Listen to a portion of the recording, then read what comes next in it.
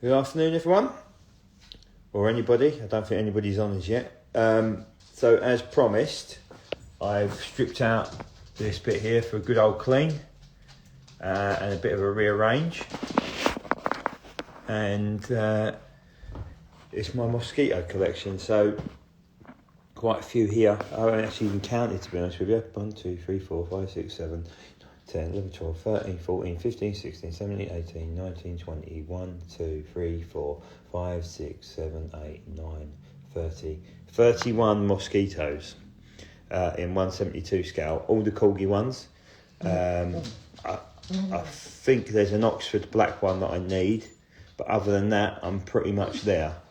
Apologies if the dogs are making weird and wonderful noises. So I'll talk you through them one by one, like I've done the rest of them. So the first one is the Target Tug.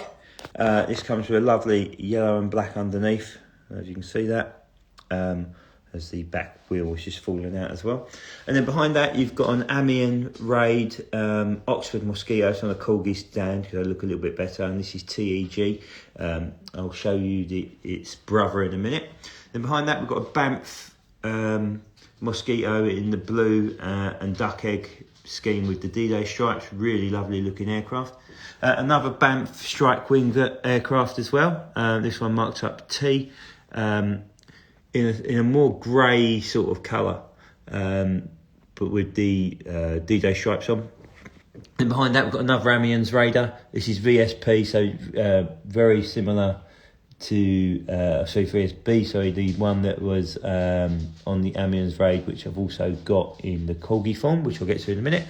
Then we've got Guy Gibson's gorgeous D-Day aircraft, with AZE on it, and then behind that we've got a trio of Southeast Asian Command aircraft. So the first one is a corgi, Burma Bridge Buster with C on the side. Then behind that we've got a Solido Warmaster Southeast Asian sort of desert scheme aircraft as well. And then behind that you've got the Atlas Burma Bridge Buster marked up B as well.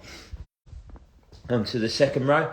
This is the Corgi Collector Club BOAC aircraft that did the flights between Sweden. Very, very hard to find nowadays. I had a friend at the Havilland Heritage Centre in Hertfordshire managed to nab this for me. And then behind that we've got the prototype Mosquito, which is in fact actually at the Mosquito Centre in Hatfield. I'm very lucky to see this rolled out. Shush, Luna, be quiet.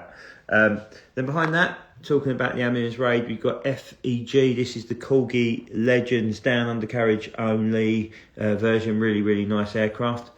And then behind that we've got a Mosquito FB Mark IV, an aircraft out of Holmesley South in April 1944, and this is a Oxford one. Then behind that we've got a couple more Amiens Raiders. So we've got TSB, which is one that I managed to code myself, representing aircraft that didn't actually make it back. And then of course you've got the Australian, the famous factory fire version VSB, which of course is the same aircraft as the one I've already covered by IXO Stroke Altair. Then we've got TWZ, which is a Night Raider. I can see if I come around to that one.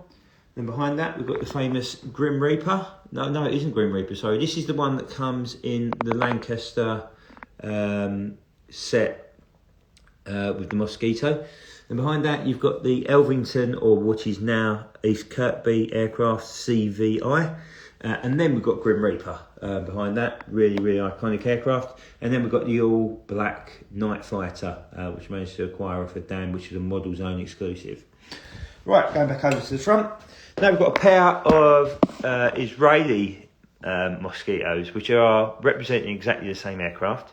But the first one here, which was I was about to sell a few weeks back, is in fact the prototype, or the pre-pro, whatever you call it. I was going to sell it. I had it in a loose sort of box, and I was just chatting to Michael at Corgi, and I remember having a chat with him about saying that when it was first released, or the first pre-flight come back, it was just pure blue. Well, it turns out it was in fact this one here. So obviously it's staying in the collection. And then behind that we've got the actual one which was readjusted. You can see the difference in colours, whether it be the sand or the dark blue. Camouflage is matte, absolutely huge. Then behind that We have a pair of Mosquitoes. This one is part of the PR set with the Spitfire Mark 1. And then behind that is one I've done a bit of a job on with some D-Day stripes and some new roundels to make it look like a PR example. And behind that we've got the US Air Force PR example with the half D-Day stripes, got D-Day stripes underneath. Then we've got an Oxford, and this is really quite nice. I didn't realise, I thought it was all blue, but there's actually a different shade of blue on the nose and on the fuselage as well. But it's an Oxford PR Mosquito representing an aircraft, which is on completely the wrong stand. So ignore what I was about to say. Oh no, sorry, it does. It's a Banff Strike Wing one actually, in fact. So there you go, I thought it was a PR one. How foolish of me. And then behind that we've got the Model Zone exclusive, which is the one with the different nose on it and the B motive. And behind that we've got an XL tyre version. This is actually a Banff Strike Wing aircraft. As you can see, the propellers are a bit gash on that. Then we've got PR1, a standard early PR Mosquito in a sort of grey and bluey sort of scheme. And then the rocket firing Banff Wing aircraft, which is probably my favourite one out of the entire lot. And then behind that you might see the Lord Dakota. And everybody's not seen this up close. It's a bit of a stunner, to be honest with you. There you go. Have a bit of a walk round of it. But the split D-Day stripes is quite an unusual look. But this is representing an aircraft out of Arnhem. And it has, I can turn it over for you, has the D-Day stripes underneath as well. What a beautiful looking aircraft. I'm very glad to have that in my collection. So there you go. There's the Mosquitoes. In true Mark Stringer fashion, I was moving some bits around this morning. So I'll show you what I've moved around. So it's going to sound a bit more complicated than it really is. So where the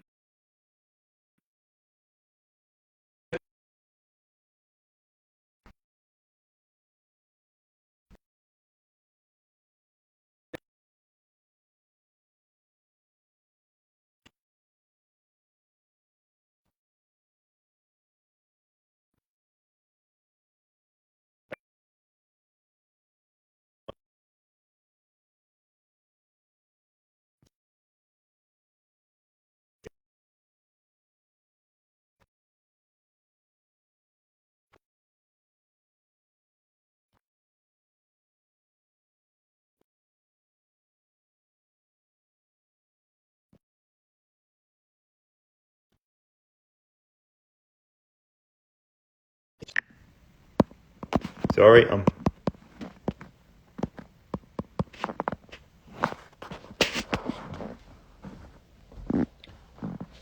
So I don't know if you can hear me, guys, for some reason. There you go. It seems to have sorted itself out. Sorry about that. So yeah, so we're going to talk about the move I did this morning. Is it working now?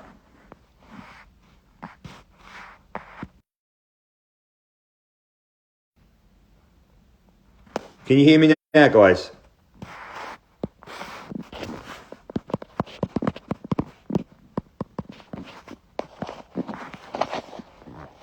Bloody app. I have no idea what that means. Hey, hallelujah. Thanks, Sam. That's better. Right, I'll try again. So for some reason, it just decides to do that. If you stop using the app or stop pressing it, it tells you the sound's not working. So the move I did this morning, see where the P39s are now? These were originally in this shelf here. And in where the P39s are was that second line of Hellcats. And where the Hellcats are now was the P40. So basically I just had to jig it around. So when you lay out your plan, everything you have to go a bit higgledy-piggledy. So it's another sort of little link now. So I don't know if you can show. So it's another P40s flow lovely together. So you've got 3 shelves of P40. So you've got RAF Desert Busters, a whole shelf of them. Because, I mean, why wouldn't you have a whole shelf of RAF Desert aircraft? Then into Flying Tigers and so the rest of the RAF and US Desert, and then you're into the Asian sort of collection, so like Flying Tigers and stuff like that, and the Pearl Harbor. And of course the Hellcats are all in there now, so not a massive amount of Hellcats, but certainly enough Looks quite nice in the collection. Surprised how many. I've actually got 4 Royal Navy versions as well, which is quite amazing. So the Mosquitoes will go back into this afternoon, and then I guess tomorrow I'm going to have a crack at these and have a bit of a rejig. I'm probably going to put the Typhoons and Tempests up a shelf, and then have the the Swordfish where the Tempests are now. I mean, who has? I've got a whole shelf of Tempests now. Where on earth did they all come from? So then we'll have 2 shelves of Typhoons, 1 Tempest, and 1 Swordfish, and then it's going to be onto this tricky little blight as the Yank stuff. So that's going to be interesting to do. Try and see if I can make it that the lightning's spread across this chunk, and then all the P47s sit together. But we shall see. So that's a little bit of a talk through of where I'm at this week. It's nice to have a week off just to try and chill, especially with this Omicron variant knocking around. So for those not in the UK, it's been a real pain in the backside.